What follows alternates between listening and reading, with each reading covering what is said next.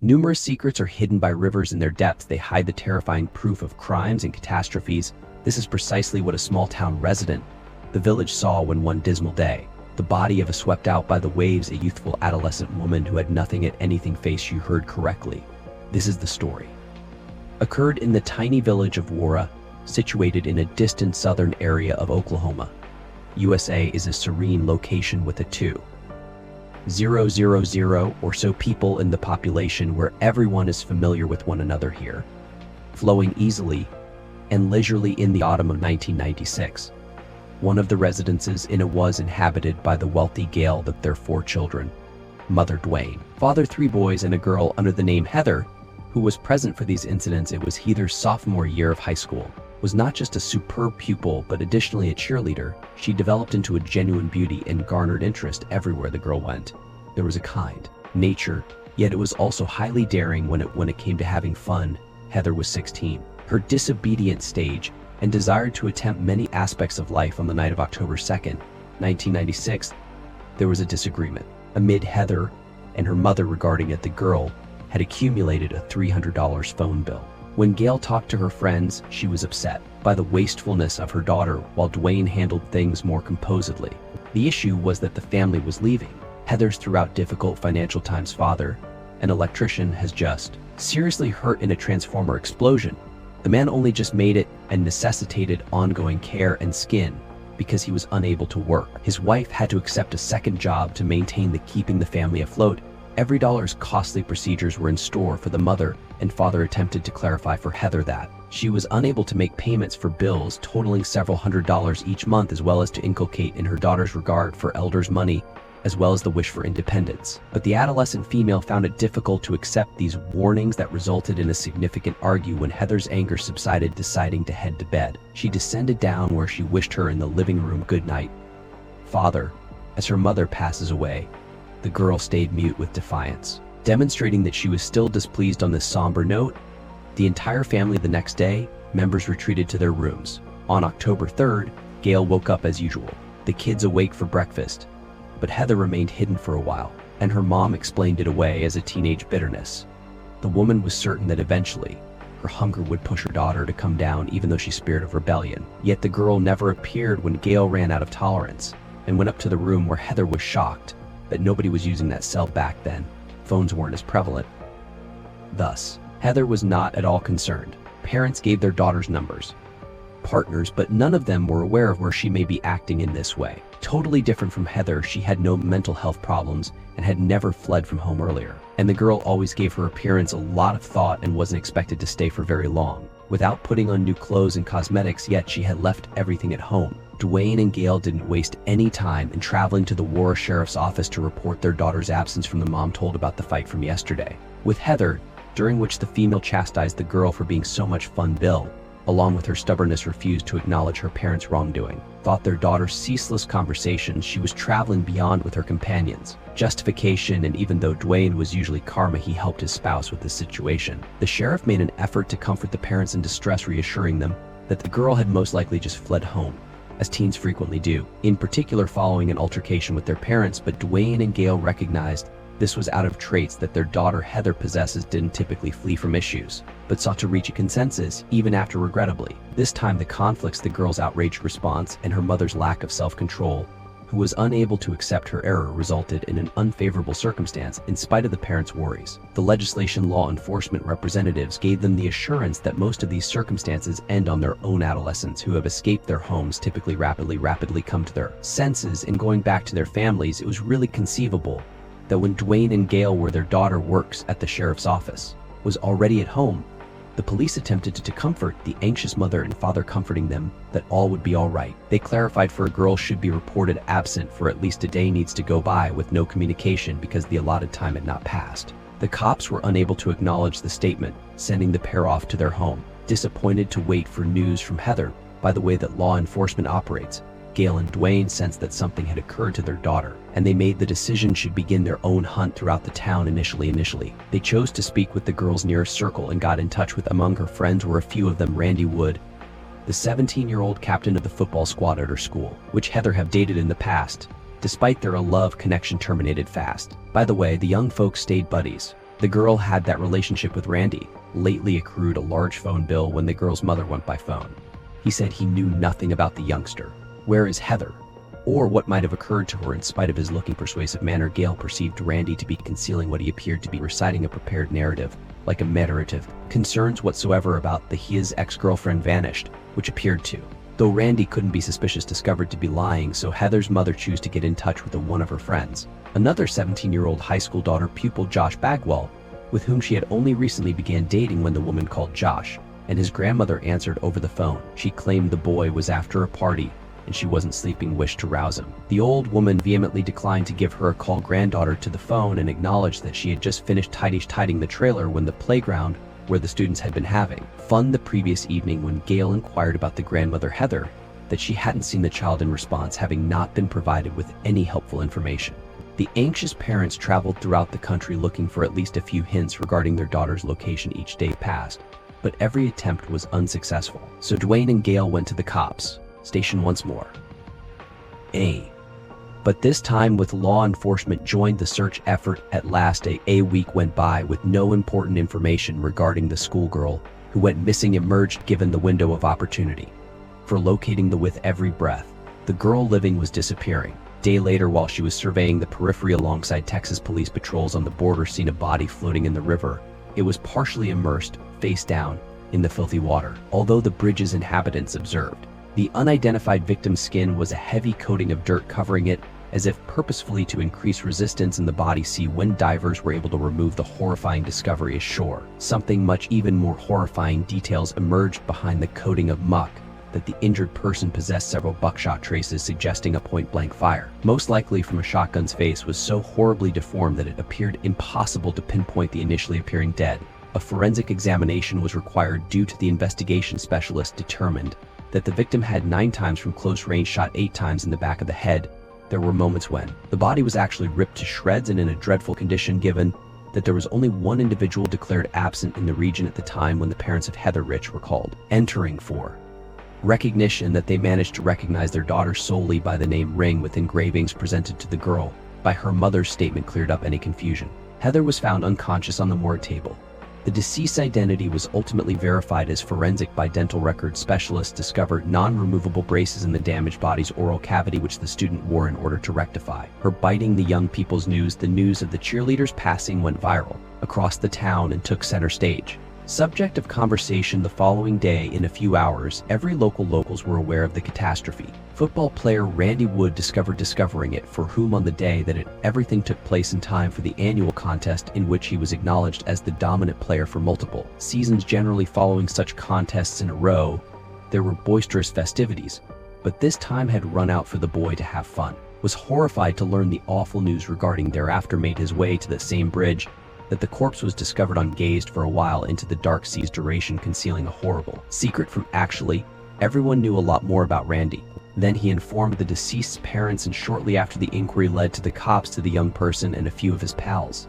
These incidents looked like the story of a horrifying motion picture. In the center of an Oklahoman small town, 3 teens transformed into an average nighttime into a gruesome slaughterhouse. One of they were from a prosperous household. The second was a high school football standout, and the third person was a team captain, novice hooligan on the street. As soon as the investigators began their inquiry, they initially chatted with Heather's parents. At that point, Gale had already succeeded in phoning a good number of her daughter's acquaintances and friends. Her suspicions landed on 2 young men named Heather, Andy Wood, a 17-year-old ex-boyfriend, and Josh Bagwell, her boyfriend at the moment, had come from a celebration and wasn't even. The woman was persuaded to call that something the boys were concealing. It appeared that the pupils in high school were retelling the same scripted tale, even in the way phrases are phrased, overlapping in certain locations. But they might not provide a clear response to further inquiries that looked incredibly odd. Adorably anxious were the teenagers, unwilling to initiate contact, in contrast to other friends of Heather's who actively, Gale felt, joined in her search. That Josh and Randy had far more knowledge than they were speaking on their phone.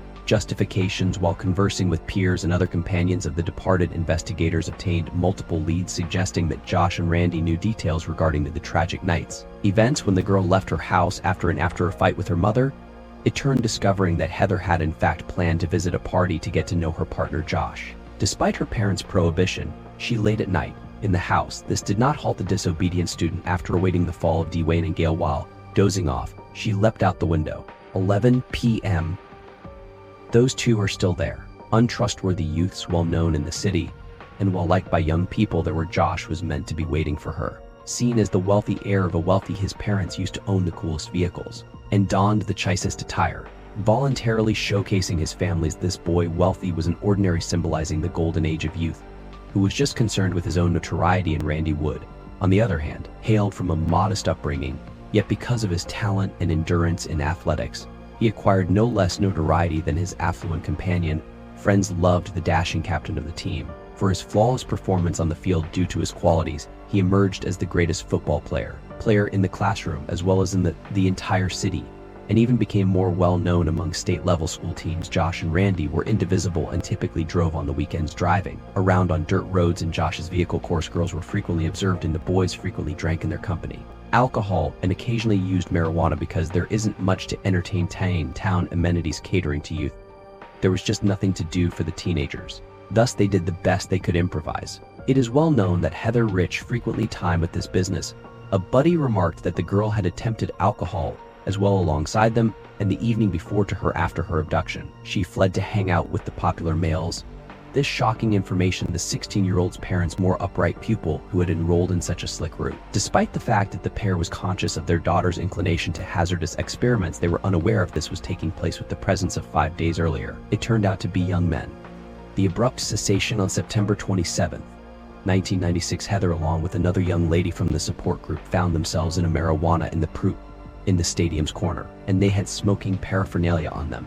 Additionally, information regarding alcohol was discovered. Consumption as a result of this occurrence, the schoolgirls had their classes halted. The teachers reported to Gail for 3 days, Dwayne about everything, and they took action. Not try to conceal their outrage since they never anticipating their 16-year-old daughter to engage in such risky experiments.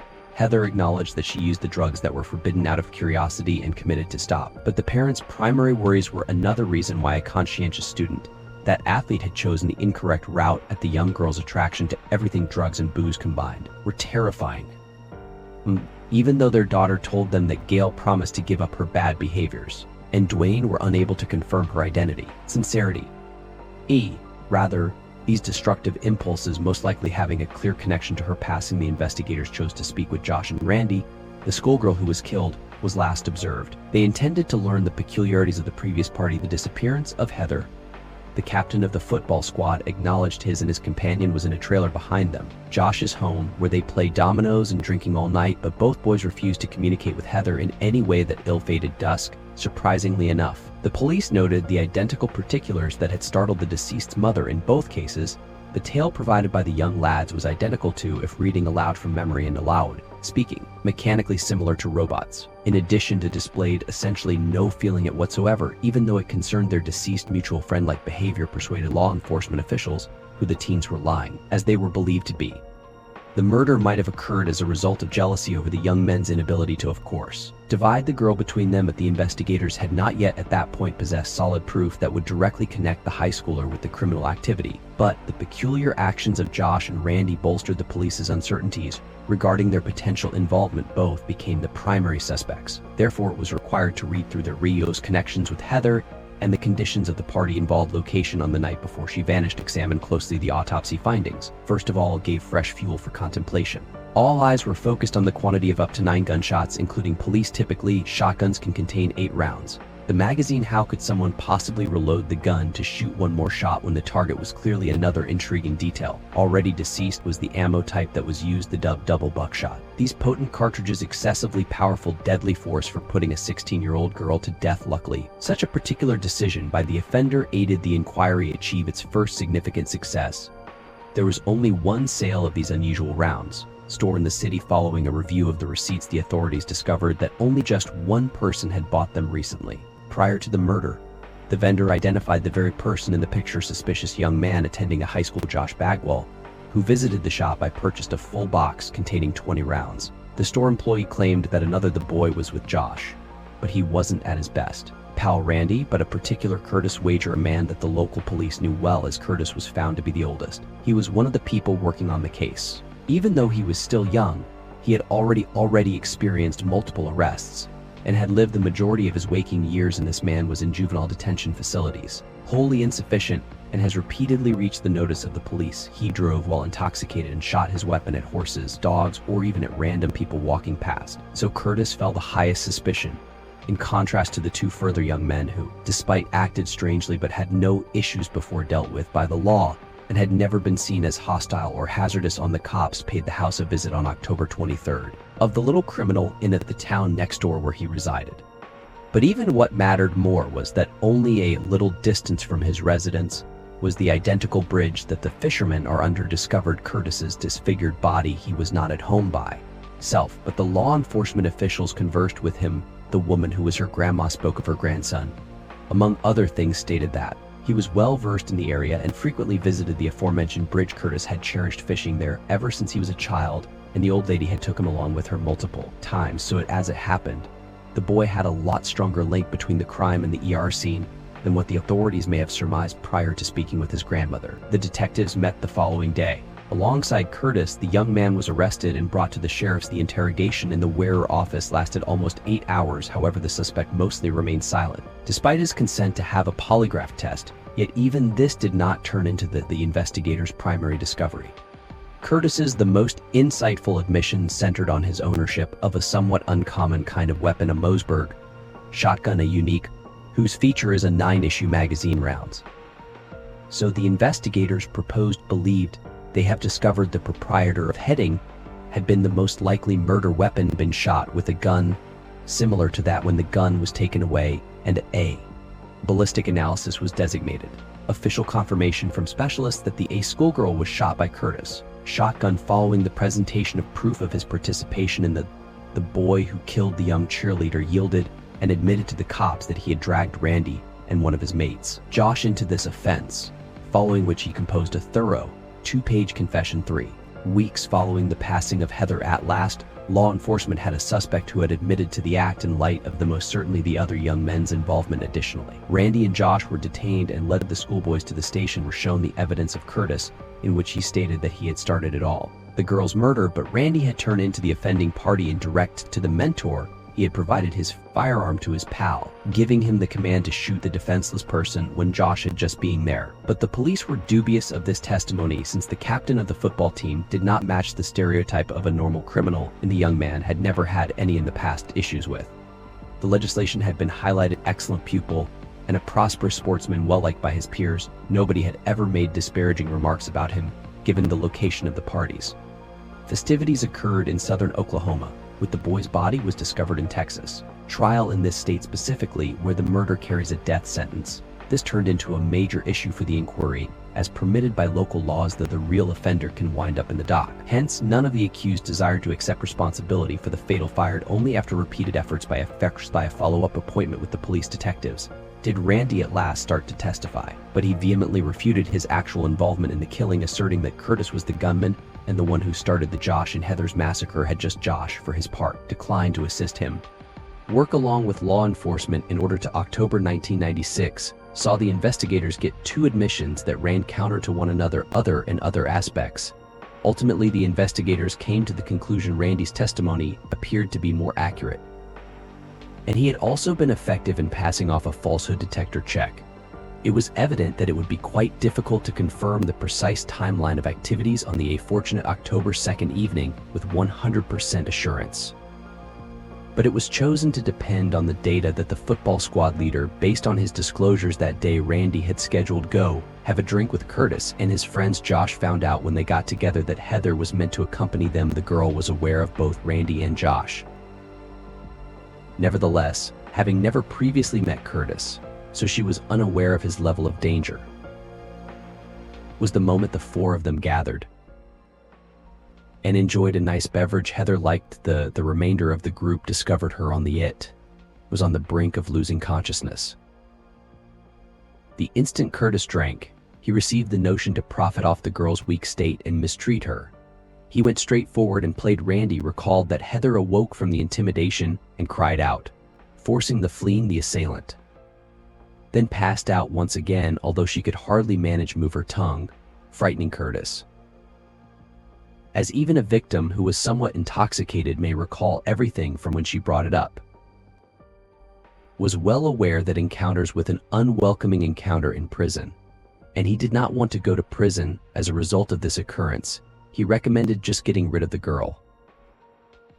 When these were first taken, the younger lad's statements as a crude joke, but Curtis wasn't in jest. He actually removed a shotgun from the back of his vehicle and aimed it toward the three teenagers.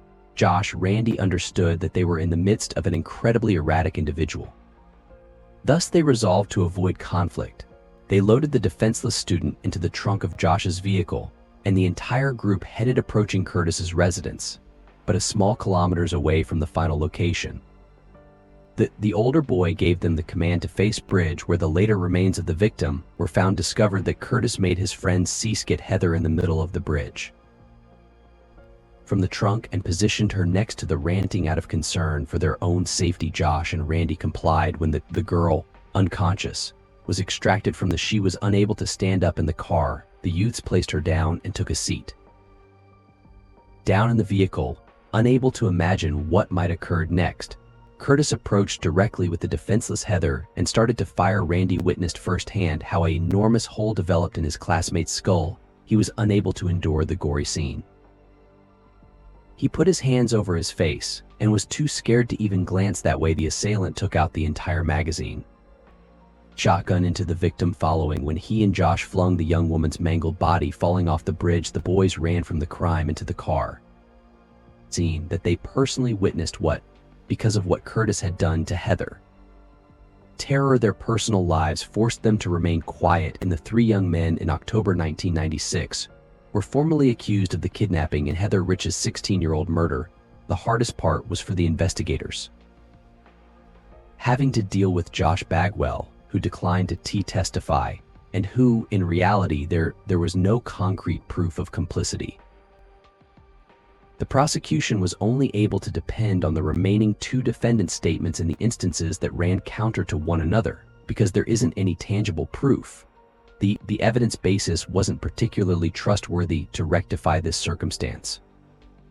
The prosecutor presented a deal to Randy Wood with the examination. In return for testimonials, the young man was promised against Josh's life in prison with the ability to parole following 30 years. Randy at once concurred that the office of the prosecutor also spoke with Heather's parents about the potential for a comparable sentence for, according to the victim, Curtis' family, the most crucial thing to do was obtain from him an honest statement and not to forward the juvenile coordinator of the murder to capital punishment. For the wealthy family was the first to want to know. On October 15th, Curtis, the truth, embraced the offer from the prosecution and agreed to a guilty plea in return for life detention without the ability to obtain an early simultaneous release during the trial. He persisted in acting defiantly and insufficiently while confined. When Curtis was in court, he once attacked a guard, dragged him down, and started to choke him. The furious inmate was only defeated by the combined efforts of a number of law enforcement officials. In February 1998, about 1.5 years following Heather's terrible demise and Josh Bagwell's trial started, the case had become so well known that so many people were keen to attendance at the final hearing. Access to the courtroom was constrained by both of these random onlookers and participants in the press B, while the defenders are in the room. Of the defendants used a number of tries to defend its customers in the attorney's attempt to defame the repute of Heather, who is shown as a wild woman and an alcoholic, who was said to have engaged in a close bond with Curtis herself before starting to intimidate him. Exposure driving the young man to turn to the parents were forced to take severe protect the dignity and honor of their. In actuality, the girl was a daughter, assiduous learner, gifted athlete, and a really good individual who really discovered she was with the wrong people and came upon a genuine criminal on the floor. Was surprised to find Curtis receiving it. He abruptly went back to those in attendance. His first account of what happened, saying because Josh wasn't a part of the at all and had been oblivious to it rather than the murderous schemes. According to Curtis, Randy was the one who let go of that. This testimony is fatally shot. Impacted Randy unintentionally. For everyone, the captain of the football team took a desperate move. He turned down the request agreement. The young man refused to give up. His confession should be seen as required only out of a wish to preserve his own skin, blaming his accomplice immediately, and Randy said in the courtroom that he mainly desired to see justice for this innocently killed girl. Choice defied even the guidance of the attorney for the defendant. Notwithstanding all the excellence of this deed, Randy deliberately, it was one that might land you on death row. This young man's selfless action has left a lasting impact on the pair, even had Heather's parents directly spoke with Randy following the legal proceedings. So courageous and morally step held enormous significance for the deceased's family. On February 10th, would go up in front of the jury and provide the complete reality of the events of that fatal night, and his evidence made it clear that the young man detailed in depth the entire Josh and Curtis's involvement in the killing of Heather, in addition to Bagwell's part in hiding the evidence of on February 14th. Curtis Gamble was charged with found responsible for plotting to murder, as well as the deliberate commission of this especially grave offense. He was condemned to a life term in prison, with a 99-year extension granted. On May 1998, there was a meeting between Heather's parents, along with Randy, as a live discussion program on television. Despite all the sorrow and anguish about losing their daughter, the wealthy pair made genuine appreciation for the sincerity and profound this young man's regret. On August 7th in 1998, Randy Wood's trial was decided that he was likewise convicted of participation in the Young's murder. A young man received a life sentence, confinement with the possibility of release after 40 years. This choice made me unhappy. Several individuals, since Wood was the only one of the case's 3 defendants who truly expressed regret for what he had done, deciding to put his own life in danger. Present the jurors with the truth. The general belief in the community was that the youngster wasn't worthy of such a harsh. Josh Bagwell was also punished the penalty of a life sentence without the option to be released early. He was sent to fulfill his term in the identical Curtis in a correctional facility in January 2002. Both prisoners made a bold attempt at escape. Using the overnight they were able to conceal in the state, a 10-day countrywide search of Texas was eventually revealed that the fugitives were apprehended and put back behind bars to keep carrying out their life sentences. Adolescence is a really challenging time and thrilling time in each person's life. It's highly probable that it's the actions and choices made by parents at situations like these that might establish what their children's future will not come until we reunite.